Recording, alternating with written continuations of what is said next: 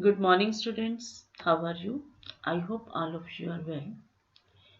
Last day we will discuss about index numbers. Today we will discuss about the time series.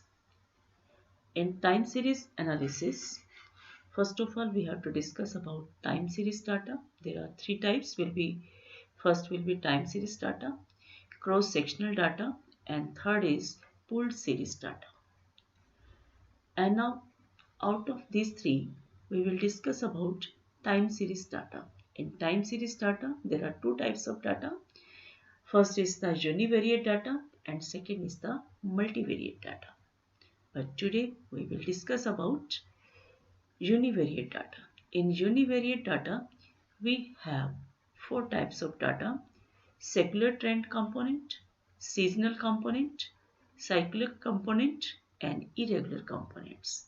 And out of these four, we will discuss about secular trend component. In secular trend component, we will discuss about moving average method to find trend and method of least scarce to find trend.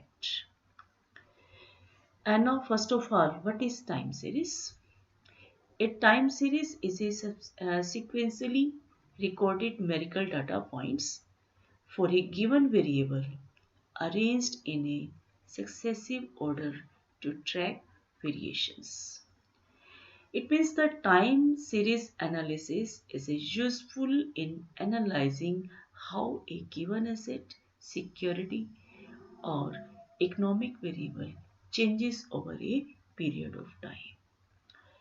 Time series forecasting tool use information based on the historic data and associated pattern to predict the future activity such as trend analysis, fluctuations analysis. Through the success in predicting future pattern is not guaranteed. And now we have the types of data analysis. Data analysis that is considered in three types. First is the time series data. That means when the data of the variable is collected at distinct time interval for a specific period of time is known as time series data. Now cross-sectional data, when the data for one or more variable is collected at the same point in time. And pooled data, when data is a combination of time series data and cross-sectional data is collected. Yes, now we have the forecasting methods. Forecasting methods can be classified as the quantitative and qualitative. Quantitative method of forecasting can be used when the past information about the variable is available, when information and data of the variable can be quantified, on the assumptions that the pattern of the past will continue in the future. The variable has a cause and effect relationship with one or more variables. And qualitative method is generally based on the expert judgment and analytical opinion to develop forecast. It means the benefit of this method is used when they are applied when information of the data variable cannot be quantified or historic information is neither available nor applicable. And now time series data. In time series data, there are two types. One is the univariate time series. Univariate data, that means the time series of data contains only one variable that is varying over time. And in multi-time series, that in when a time series is a collection of data for the multiple variables and how they are varying over time. यानी कि univariate में single variable है और multivariate में we have the multiple variables. For example, for the univariate, the data collected from a temperature sensor measuring the temperature of a place every second. The data will show only one-dimensional value temperature. And now secular trend component. In secular trend component, that is also known as the trend series, that is smooth, regular and long-term variations of the series that is observed over a long period of time. That means the trend variations can either be linear or non-linear. That means this is the trend variations. It may be, sometimes it may be linear or sometimes it may be non-linear. And future this figure shows the upward trend for annual electricity consumption per household in a certain residential locality from year 1990 to 2002. And now seasonal component. In seasonal component, that means the time series is captured the periodic variability in data capturing the regular pattern of variability within one period. The main cause of such fluctuations are usually climate changes, season, customs, habits which people follow at the different times. And now in this figure we have the seasonal electricity consumptions and variation of peak demand in Nepal and India. This is for the first graph, that is for the India, and this table, this graph is for the Nepal. Cyclic and irregular components. In cyclic components, when the time series shows an oscillatory moment where the period of oscillation is more than 1 year, where one complete period is called a cycle. And irregular components, these kinds of fluctuations are uncountable, unpredictable, or sometimes caused by unforeseen circumstances like flood, natural climates, and labor strikes, etc. And such random variations in time series are caused by short-term, unanticipated and non-directing factors that affect the time series. And now trend analysis by fitting linear trend line, यानी कि ये हमारे पास एक important role play करता है to trend the forecast for future economic and time series data. The trends can be measured by the following methods. The first one is graphical method, semi-average method, moving average method, and method of least squares. We will discuss about the moving average method. And by moving average method, that means for this odd number of years they are the different method, and for the even number of years that is the different method. और 3 years के लिए हमें क्या करना है, पहले first 3 year का find करना है, उसको मिडल में राइट करना है, फिर उसके बाद नेक्स्ट 3 का फाइंड करना है. इस तरह से हम उसको मीडियन प्लेस पर राइट करते जाएंगे और उसके बाद ये प्रोसेस कंटिन्यू रहेगा.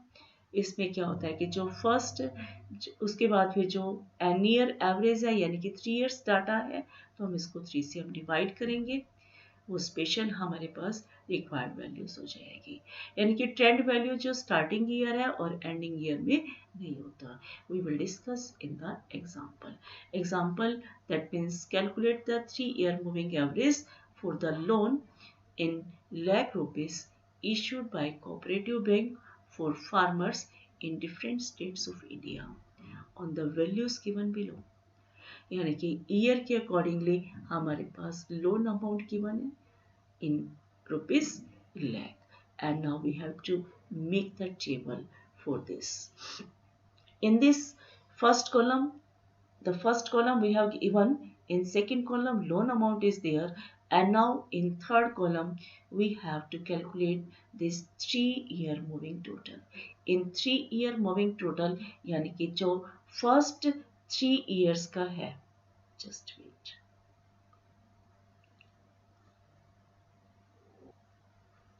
इसमें जो फर्स्ट 3 इयर्स का है, यानी कि ये जो फर्स्ट 3 इयर्स का जो टोटल है दैट इज 120.17, और फिर नेक्स्ट 3 इयर्स का यानी कि 40.2 प्लस 38.12 एंड 26.5 दैट इज 104.82।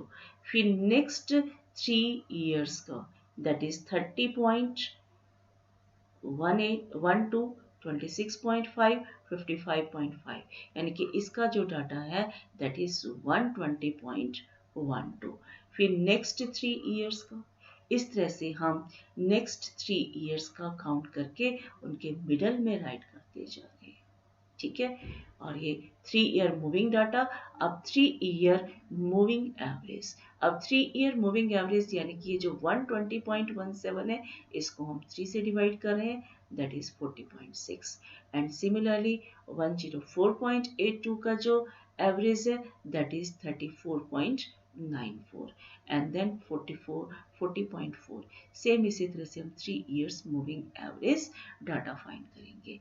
फिर इसका जो है ना हम ग्राफ प्लॉट करेंगे। ग्राफ प्लॉट हमें किस में करना है, ईयर एंड लोन अमाउंट, ठीक है। अब ये डिफरेंट कलर से हम यूज करेंगे, और जो सेकंड जो हम लाइन डाटा ड्रॉ करेंगे year and 3 year moving average का डाटा जो है प्लॉट करते हैं, ठीक है। And now you have to see this, जो ये ब्लू लाइन का ग्राफ है, ठीक है। तो ब्लू लाइन का जो ग्राफ है ब्लू कलर से, ये हमारे पास गिवन था, जो ईयर्स और लोन अमाउंट थी उसका हमने फाइंड किया था। और ये जो रेड लाइन कर्व है दैट इज स्मूथर एवरेज, और ये जो हमने कैलकुलेट किया है जो 3 ईयर मूविंग एवरेज है और साथ में ईयर के अकॉर्डिंगली फाइंड किया था। यानी कि ये जो रेड कर्व वाला है that is more smoother than the blue, ठीक है। And that's why we have to find the moving average of 3 years. Yes, and now procedure for the moving average for even number of years. even number of years के लिए भी हम 4 years का हम consider करते हैं। पहले 4 years का, फिर उसके मिडल में लिखेंगे सेकेंड और थर्ड में, फिर इस तरह से हम उसका फिर एवरेज फाइंड करेंगे, फिर सेंटर्ड का फाइंड करेंगे, फिर सेंटर्ड एवरेज फाइंड करेंगे, ठीक है। And now we will discuss an example, that is compute the trends by the method of moving average assuming that 4-year cycle is present in the flowing series. इस series given है 1980, 1981, 1982, 1983, 84, 85, 86 and so on. यानी कि अब इसका solution देखिए, ये year है और ये इंडेक्स नंबर है, ठीक है। और हम फाइंड कर रहे हैं पहले 4 year moving average.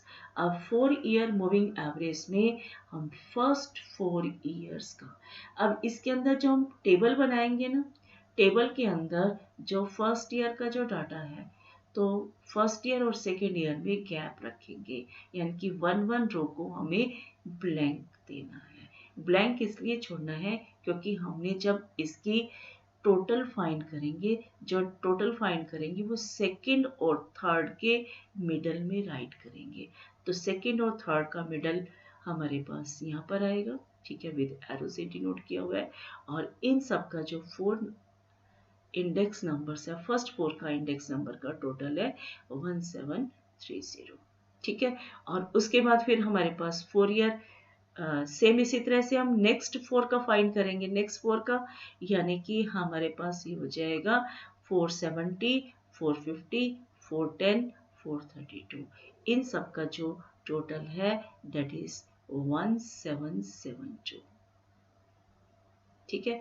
1762 is there, और यहाँ पर जो अमाउंट है दैट इज 1762 डिवाइडेड बाय 4, ठीक है। फिर ये जो है ना सेम इसी तरह से हम नेक्स्ट 4 का फाइंड करेंगे। इस तरह से ये प्रोसेस कंटिन्यू रहेगा जब तक ये सारी हमारे पास कंप्लीट नहीं हो जाती। ओके, इसके अंदर फर्स्ट 2 जो है ब्लैंक रहेंगे।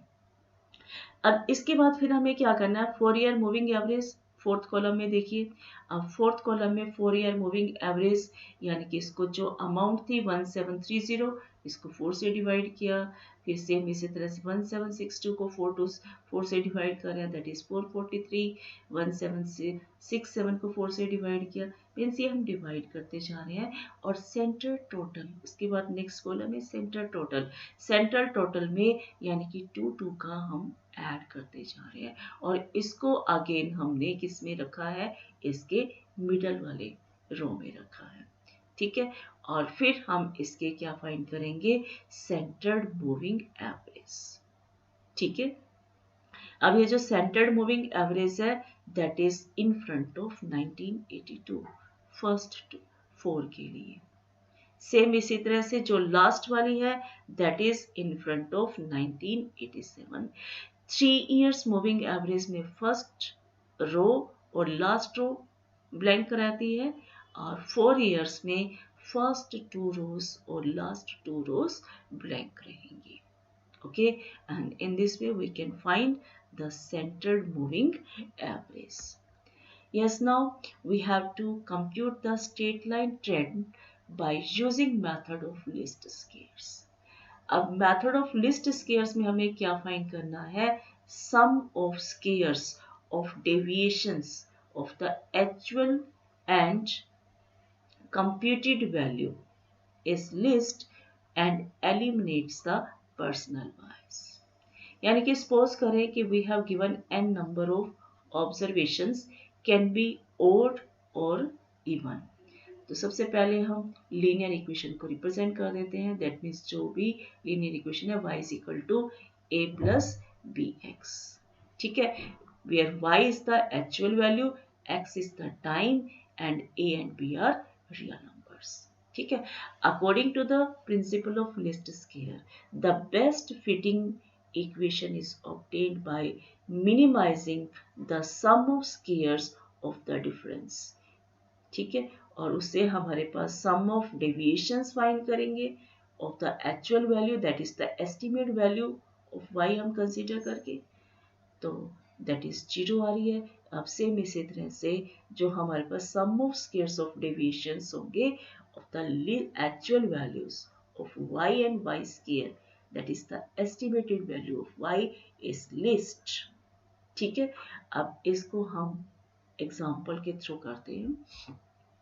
So we have given below the consumer price index number of industrial workers। ठीक है, ये डाटा गिवन है, and now we have to find the best fitted trend line by method of least square and tabulate the trend values। ठीक है, trend values की table बनानी है, और फिर हमने बेस्ट फिटेड लाइन मेथड से करना है। किस मेथड से करना है, लिस्ट स्क्वायर मेथड से। तो लिस्ट स्क्वायर मेथड में तो सबसे पहले यहाँ पर हम नंबर ऑफ ईयर्स काउंट करते हैं। तो नंबर ऑफ ईयर्स हमारे पास क्या है, ओड। तो ओड है तो हम इसकी मिडल वैल्यू को हम अज्यूम करेंगे ए। तो मिडल वैल्यू 2017 है, इसको हम ए अज्यूम करेंगे। ठीक है, उसके बाद हम फाइंड करेंगे xi capital X, that is xi minus a, then find x square and xy। ठीक है, जैसे हम स्टैंडर्ड डिवीजन या मीन डिवीजन्स में डाटा फाइंड करते थे, सेम उसी की तरह से प्रोसेस है हमारे पास। अब जैसे हमारे पास ये गिवन है, जो ईयर्स गिवन है उसको हमने किससे डिनोट किया, xi से डिनोट किया, और जो इंडेक्स नंबर गिवन है उसको हम y से डिनोट कर रहे हैं। ठीक है, फिर जो थर्ड कॉलम है, थर्ड कॉलम में capital X, that is xi minus a। तो a हमने क्या सपोज किया था, दैट इज 2017।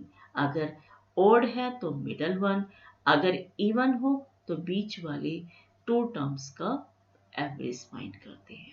ठीक है, फिर अब इसके अकॉर्डिंगली हम क्या फाइंड करेंगे, xi माइनस 2017 यानी कि 2014 minus 2017 that is -3, then we have -3 -1 0 1 2 and 3। ठीक है, और फिर इसका हम सम फाइंड कर रहे हैं दैट इज समेशन x। फिर हमने क्या फाइंड किया, नेक्स्ट कॉलम में, फोर्थ कॉलम में x square -3 square that is 9 4 1 0 1 4 9। ठीक है, और फिर हम इस टेबल में क्या फाइंड करेंगे, नेक्स्ट कॉलम में x इंटू वाई, तो ये 9 इंटू 145 दैट इज -435, 4 इंटू 140 -280, यानी कि x इंटू वाई फाइंड किए। ठीक है, अब ये ट्रेंड वैल्यू फाइंड करने से पहले हमें a और b की वैल्यूज फाइंड करनी है। फिर हमने क्या किया, ये जो n है, n is equal to 7, number of years हैं 7। ठीक है, फिर हमने क्या फाइंड किया, समेशन y। ठीक है, समेशन y आ रहा है 1065, summation x that is 0, summation x square that is 28 and summation xy that is 465।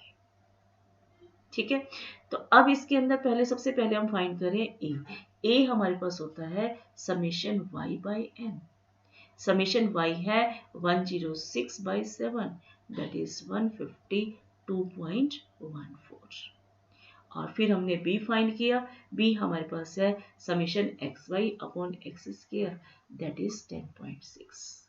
ठीक है, अब ये जो ट्रेंड वैल्यूज है, ट्रेंड वैल्यू हमारे पास क्या, yi is equal to a plus bx। ठीक है, तो अब इसके अंदर a की वैल्यू तो होगी हमारे पास 152.1। ठीक है, और b की वैल्यू है हमारे पास 16.6, और ये जो कैपिटल x है, कैपिटल x इस सेम ईयर का 2014 का दैट इज -3, इसको -3 से मल्टीप्लाई करके वी गेट 102.3। सेम इसी तरह से हम सेकेंड 2015 का फाइंड कर रहे हैं, 152.1 प्लस -2 इंटू 16.1। ठीक है, तो हम x जो है, x ये वाला डाटा कंसीडर कर रहे हैं, a और b की वैल्यूज ये पुट कर रहे हैं और इसको सिंप्लीफाई कर रहे हैं, that gives the trend value. ठीक है, और ये समेशन x स्क्वायर भी फाइंड किया, समेशन xy और summation y that is equal to 1064.7। Okay, it means the required equation of straight line trend. अब रिक्वायर्ड इक्वेशन क्या होगी, y is equal to a plus B X, y is equal to a plus B X, A और B की value अगर हम value substitute करते हैं, we get 152.1 plus 16.6 into x, और इस फिटेड लाइन के अकॉर्डिंगली हमने इसको ट्रेंड वैल्यूज फाइंड किए हैं, ट्रेंड वैल्यूज को टैबुलेट किया है। Okay, yes, and now we have to consider the another example based on the data available for the sale of an item in a district. The method of least scarce. Tabulate the trend values, find the best fit for a straight line trend, and then compute expected sale trend for the year 2002. Okay, तो first we have this one, ये data given है, इस data के base पर हम इसको find करेंगे, tablet करेंगे ट्रेंड वैल्यूज में। अब इसमें जो नंबर ऑफ ईयर्स हैं दैट इज इवन। ठीक है, इवन है तो हम क्या करेंगे, जो टू मिडल टर्म्स हैं, टू मिडल टर्म्स कौन सी है, 1998 एंड 1999, इन दोनों का सम डिवाइडेड बाय 2 दैट मीन्स 1998.5। ठीक है, अब इसके बाद हम x फाइंड करेंगे, x हम फाइंड करेंगे xi minus a divided by 0.5। अब ये 0.5 से हमने क्यों डिवाइड किया, क्योंकि जो हमारे पास जो वैल्यूज आ रही थी वो 0.5 में थी, तो ये मीन्स फ्रैक्शनल वैल्यू को रिमूव करने के लिए कैलकुलेशंस कम हो, इसलिए हमने डिवाइड किया, and then find x square and xy। Okay, and now we have to make the table. In table first column we have given x. In second column, that is index number, that is represented by capital Y. And then we have capital X, x minus a by 0.5. a हमारे पास है 1998.5 divided by 0.5. ठीक है, तो अब इसको हम 1996 minus 98.5 divided by 0.5, that gives minus 3.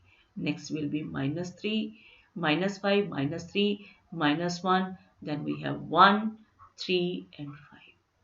ठीक है, और उसके बाद हम फाइंड करेंगे x स्क्वायर.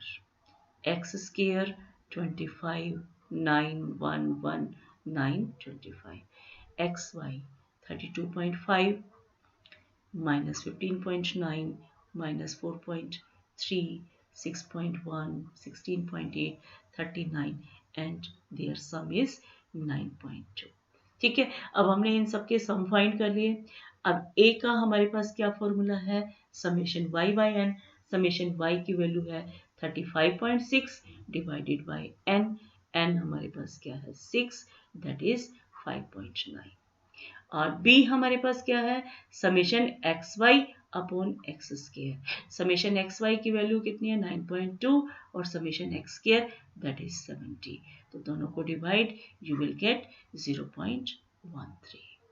ठीक है, अब ये a और b की वैल्यूज हम ये ट्रेंड वैल्यू में सब्स्टिट्यूट करने जा रहे हैं. yi is equal to a plus B x. ठीक है, तो a की वैल्यू 5.9, b की वैल्यू 0.13 और x, ये जो कैपिटल x हमने फाइंड किया है थर्ड कॉलम में. ठीक है, अब इसके अकॉर्डिंगली हर ईयर का हम फाइंड करते जा रहे हैं. In first year, we get trend value 5.25. In 1997, we get 5.51 and 1998 5.77. Same इसी तरह से हमने 99 का, 2000 का और 2001 का हमने फाइंड किया. Okay, and now this is the trend value table. And now और हमने क्या फाइंड करना था 2002 के लिए, जो थर्ड पार्ट था. तो थर्ड पार्ट फाइंड करने के लिए 2002 के लिए ये हमारे पास स्ट्रेट लाइन इक्वेशन है ना, y is equal to 5.9 plus 13.13. This is the straight line trend. अब इसके अंदर 2002 के लिए फाइंड करना है, यानी कि ये जो x है, x तो हम कैसे फाइंड करेंगे, x माइनस a बाय 0.5. तो 2002 माइनस 1998.5 डिवाइडेड बाय 0.5. ठीक है, तो इसकी जो ट्रेंड वैल्यू है दैट इज 6.81 लाख. ठीक है, 2001 का तो डाटा गिवन था लेकिन 2002 का डाटा गिवन नहीं था, तो इसलिए हमने उसकी ट्रेंड वैल्यू इसके बेस पर, इस टेबल के बेस पर फाइंड की है. Okay, I hope you understand. ठीक है, फिर भी कोई डाउट है तो कांटेक्ट कर लीजिए. Thanks and have a nice day.